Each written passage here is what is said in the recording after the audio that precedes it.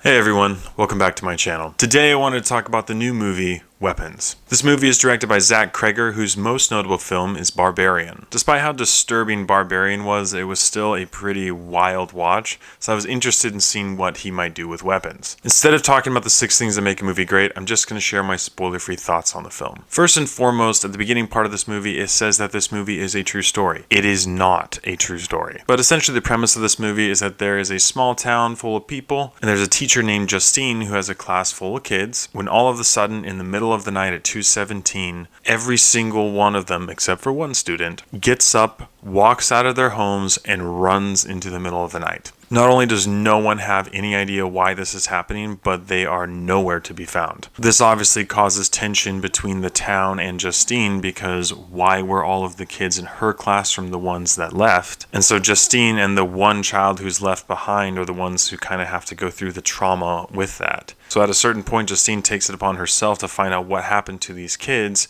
and the story goes from there. But there isn't really a main character in this movie, because the way that the story tells itself is from the perspectives of several different people in the town. So we go from one perspective to another, to another, to another, to another, until ultimately we arrive at the final act of the movie where we see things unfold in real time. Now, the multiple perspective thing is fine, and I think it worked fine for this movie. But that being said, the first quarter of this movie was absolutely lethargic. In fact, the beginning of the movie is narrated by a child for about 7 minutes, and it just absolutely takes the wind out of what happened at the beginning of the movie. Exposition dumping is a strategy, but I don't think it really benefited this movie. Now, certainly things start picking up about halfway through the film, and the different perspectives you see along with the final act of the movie I thought were enjoyable. But there does come a certain point in the movie where you would finally know what's going on, and then the movie kind of takes its time getting to the climax of the film when you already know what's going on, and so you're kind of just sitting there waiting for it to happen while you're stuck in the middle. Now, there were certainly horrifying things that happened in the movie, and by the end of the film, I think the story was pretty interesting. I just wish that it was a lot more punchy than it actually ended up being. The slow start really didn't help, and some of the acting in that first act I thought was really bad. I think Austin Abrams probably had the best performance in the movie and the most funny. Although I will say this movie did not have nearly enough Justin Long in it. Shame on you. Justin Long is a national treasure, and his inclusion in Barbarian completely changed the trajectory of that film for me, but he was barely in this movie. I did find that this movie leaned more towards jump scares than natural creepiness, and that's not my favorite, but it was fine. And there were also just a bunch of decisions made in this movie that were so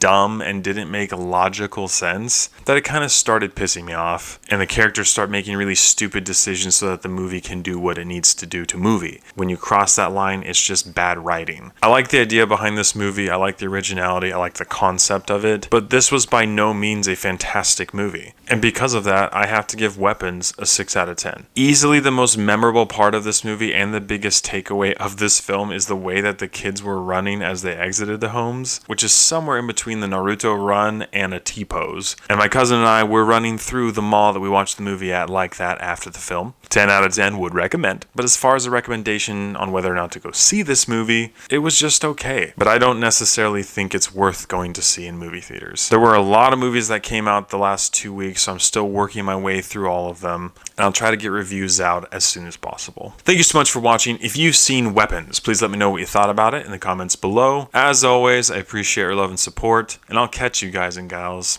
in the next one.